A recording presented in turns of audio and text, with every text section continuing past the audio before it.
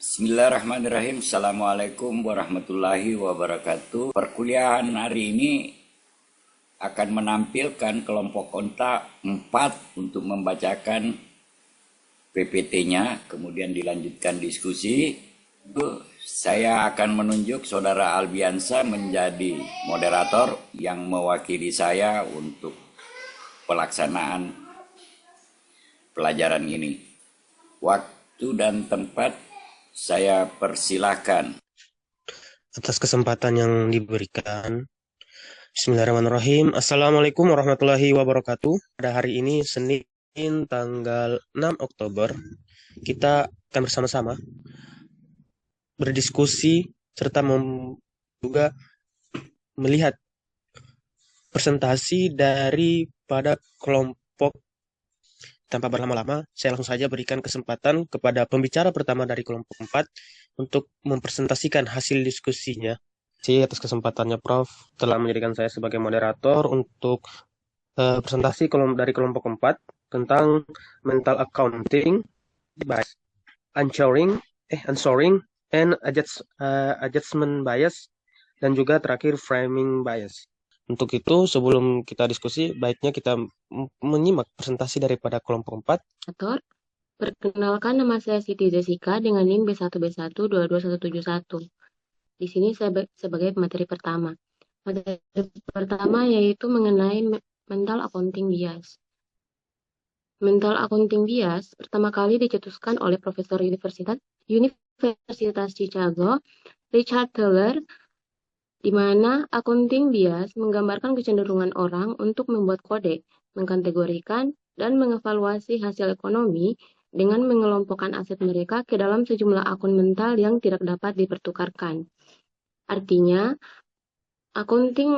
mental accounting mengacu pada pengkodean, kategorisasi, dan evaluasi keputusan keuangan. Next. Selanjutnya yaitu terdapat 2 interpretasi tentang accounting mental, yaitu yang pertama teori siklus hidup perilaku oleh Shevrin dan Thaler, di mana secara mental mengalokasikan kekayaan ke dalam 3 klasifikasi. Yang pertama yaitu pendapatan saat ini, yang kedua yaitu aset saat ini, serta pendapatan di masa depan. Di mana untuk evaluasi mentalnya yaitu interpretasi akuntansi mental menunjukkan bahwa keputusan keuangan dapat dievaluasi bersama atau terpisah. Dalam eksperimen Kahneman dan Tversky, orang cenderung menolak kerugian jika dianggap dari sumber yang sama, tetapi lebih menerima jika kerugian dipandang dari akun yang berbeda. Untuk aplikasi praktisnya yaitu dari eksperimen Pelek dan Semester, yang menunjukkan bahwa cara pembayaran mempengaruhi keputusan finansial, di mana peserta lebih berani menawar dengan kartu kredit dibanding tunai, karena uang itu dipandang berasal dari akun mental. Uang itu dipandang dari akun mental yang berbeda, di mana tunai dianggap sebagai aset saat ini, sementara kartu kredit dianggap sebagai pendapatan masa depan, yang juga terkait dengan masalah pengendalian diri. Baik, terima kasih moderator. Selanjutnya saya serahkan kepada teman saya untuk menyampaikan materi selanjutnya. Terima kasih. Saya akan melanjutkan materi dari teman saya sebelumnya, implikasi bagi investor. Mental akuntansi adalah bias yang mengakar kuat dengan banyak investasi, sehingga mental akuntansi membuat investor menetapkan aset dalam kategori terpisah tanpa memperhatikan korelasi antar investasi. Akibatnya, mereka membangun portofolio berlapis atau piramida yang tampak logis namun sering tidak efisien karena banyak fokus pada tujuan karena hanya berfokus pada tujuan tiap lapisan dan kinerja aset tertentu, bukan pada risiko serta imbal hasil portofolio secara keseluruhan. Selanjutnya itu ada kesalahan yang disebabkan. Yang pertama itu pemecahan akun investasi. Investor sering menganggap setiap tujuan seperti dalam dana kuliah atau pensiun ada di ember sendiri, sehingga lupa bahwa aset itu saling berhubungan dan akhirnya portofolio jadi kurang bagus. Selanjutnya ada pendapatan versi modal. Banyak investor lebih suka belanja dari bunga dividen tetapi menjaga modal itu. Itu ada saham perusahaan. Investor cenderung menaruh dana berlebihan di saham perusahaan sendiri sehingga portofolio kurang seimbang dan berisiko.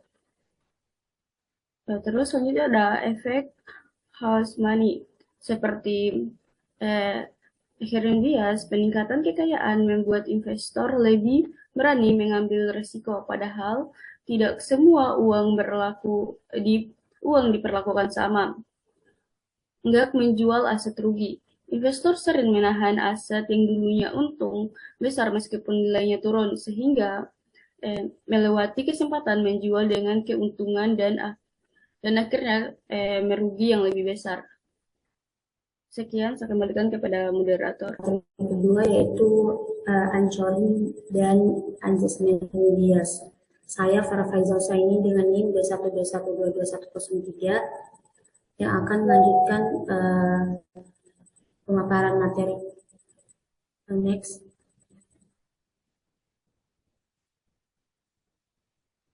Langsung saja untuk deskripsi ini.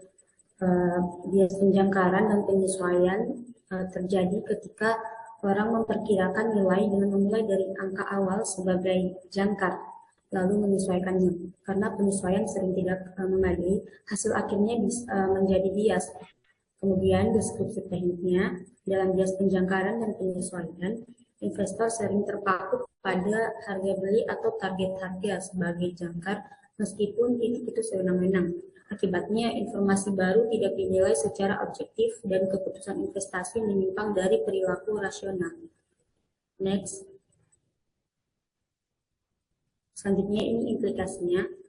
Studi Norcraft dan Neal pada tahun 1985 menunjukkan bahwa penilai properti profesional pun rentan terhadap bias penjangkaran dan penyesuaian, di mana di percobaan ini mereka itu meminta dua profesional untuk menilai rumah yang diberi harga awal yang berbeda, tinggi dan rendah. Hasilnya penilaian mereka cenderung mengikuti harga jangkar yang diberikan meskipun nilainya sewenang-wenang. Next. Nah, mungkin ini contohnya dari yang dimaksud tadi. Ini adalah penelitian yang dilakukan oleh studi yang dilakukan oleh Norcraft dan Neal tadi, di mana mereka meminta dua agen properti untuk menilai rumah, tapi mereka berikan harga awal itu harga yang berbeda. Bisa dilihat pada tabel. Untuk agen properti 1 itu diberikan itu propertinya itu harganya di $119.900. Terus yang agen properti yang keduanya itu $149.900. Ini harganya itu berbeda, di mana pada agen properti 2 ini lebih tinggi. Kemudian mereka itu diminta untuk menaksir, dia prediksi untuk harganya, kayak nilai taksiran yang diprediksi, terus harga listing sampai harga pembelian. Dan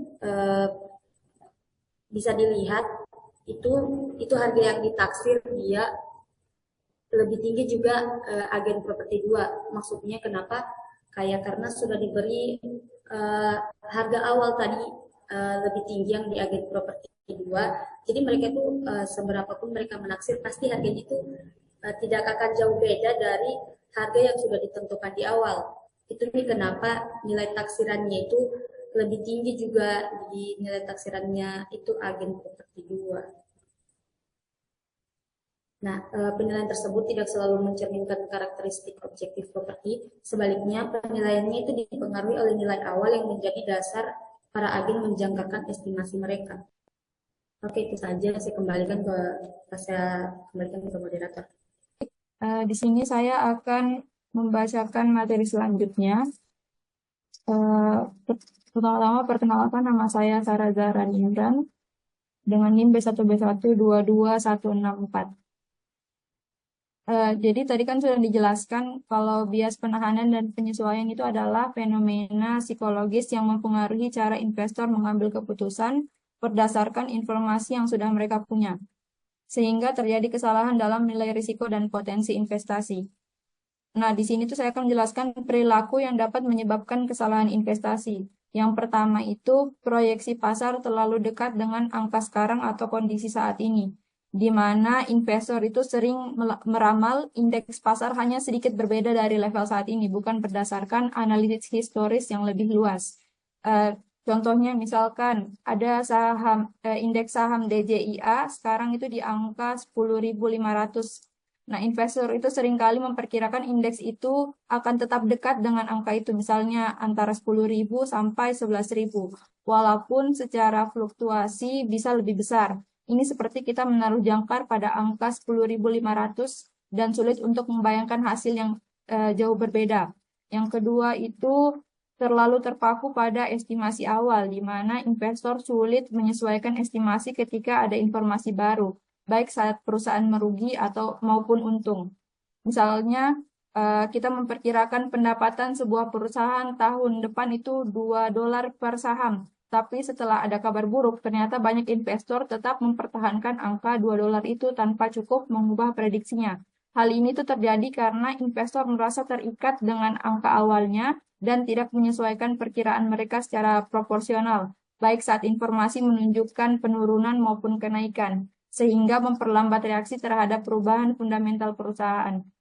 Next, perilaku selanjutnya yaitu bergantung pada imbal hasil sebelumnya, di mana investor itu sering memperkirakan hasil masa depan dengan patokan imbal hasil tahun sebelumnya. Contohnya misalkan kalau tahun lalu DJIA naik 10%, investor mungkin mengharapkan angka yang sama tahun depan.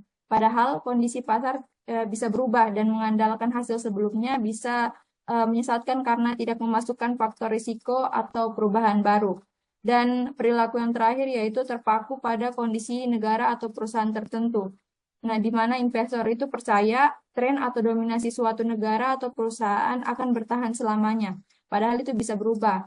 Contohnya misalkan di tahun 1980-an, Jepang dianggap akan terus jadi raksasa ekonomi. Investor pun yakin Jepang akan stabil selamanya. Namun, faktanya Jepang mengalami stagnansi panjang setelah itu.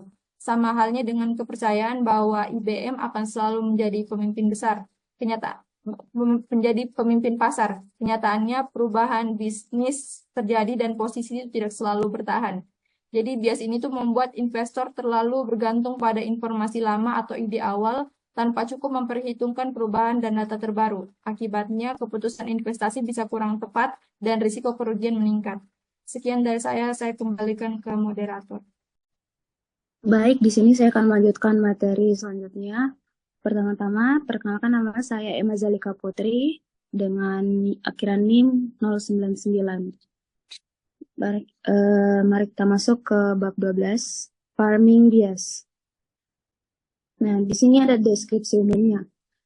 Bias pembingkaian mencatat kecenderungan para pengambil keputusan untuk merespon berbagai situasi secara berbeda berdasarkan konteks di mana suatu pilihan disajikan di bingkai. Hal ini dapat terjadi dalam sejumlah konteks.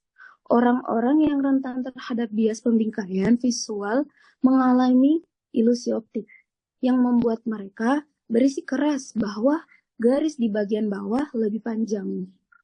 Deskripsi teknis. Bias pembingkaian muncul ketika pilihan orang berubah tergantung cara suatu masalah disajikan. Jika di farming sebagai keuntungan, misalnya 25% tanaman selamat, orang cenderung tenang dan menghindari risiko. Jika di farming sebagai kerugian, misalnya 75% tanaman mati, orang lebih cenderung mencari risiko karena panik. Bingkai sempit terjadi ketika orang hanya fokus pada suatu aspek dan mengabaikan faktor penting lainnya, misalnya memilih mesin pemotong rumput hanya karena cepat tanpa mempertimbangkan efisiensi bahan bakar atau lebar pisaunya. Next. Implikasi. Orang lebih sering dipengaruhi secara informasi disampaikan daripada isinya. Misalnya, 70% peluang berhasil terdengar lebih menarik dibandingkan 30% peluang gagal. Padahal, keduanya sama. Dalam investasi, bias farming ini juga berkaitan dengan penghindaran kerugian. Investor yang rugi cenderung lebih berani ambil risiko, sedangkan untung biasanya memilih aman. Sekian dari saya kembalikan ke moderator. Selanjutnya, saya akan melanjutkan presentasi dari Emma Zalika. Sebelumnya, perkenalkan nama saya Fani Atmawati dengan akhiran NIM 102. Nah, materi selanjutnya yaitu kesalahan yang disebabkan. Kesalahan pertama yang disebabkan yaitu kerangka keuntungan versus kerugian. Nah, kesalahan pertama yang disebabkan oleh framing bias ini adalah ketika seorang bereaksi berbeda terhadap pertanyaan yang sama, tergantung dari cara penyajiannya. Nah, kalau pertanyaan disajikan sebagai keuntungan, misalnya, investasi ini bisa memberi untung 20%, maka orang cenderung menghindari risiko.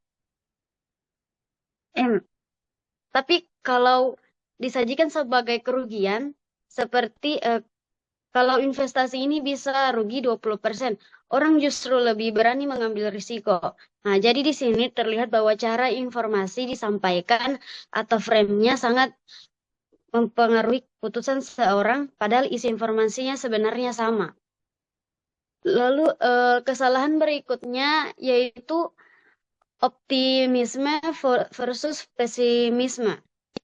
Yaitu terjadi karena rekomendasi investasinya ini di framing. Apakah disampaikan dengan nada optimis atau pesimis? Jika disampaikan dengan optimis, misalnya peluang untungnya besar, maka investor akan lebih tertarik untuk berinvestasi. Sebaliknya, jika disampaikan secara pesimis, misalnya risiko tinggi dan bisa rugi, maka investor cenderung ragu atau tidak mau berinvestasi. Jadi framing di sini mempengaruhi bagaimana seseorang menilai peluang, bukan berdasarkan data, tapi karena kesan yang dibangun dari kata-katanya. Kesalahan yang ketiga yaitu bingkai sempit. Artinya, investor terlalu fokus hanya pada satu aspek saja. Biasanya pada fluktuasi jangka pendek. Akibatnya mereka sering melakukan perdagangan berlebihan, yaitu terlalu sering jual beli saham. Padahal itu justru bisa merugikan. Selain itu, ada juga efek dari pembingkaian dan penghindaran kerugian. Biasanya investor yang sedang mengalami kerugian justru lebih berani mengambil risiko karena ingin menutupi kerugiannya. Sedangkan investor yang sudah untung cenderung lebih berhati-hati, takut kehilangan keuntungan yang sudah didapat. Dari sini kita bisa lihat bahwa framing bias membuat keputusan investasi jadi tidak rasional. Bukan karena datanya yang salah, tapi karena cara seseorang memandang atau menilai informasi tersebut. Baik, saya kembalikan kepada moderator. Terima kasih. Jadi saya kira sambil menunggu jawaban-jawaban itu, kita beri aplaus dulu untuk perkuliahan hari ini. Ya, terima kasih saudara. Kemudian terima kasih pula kepada saudara Albiansyah menjadi moderator mewakili saya.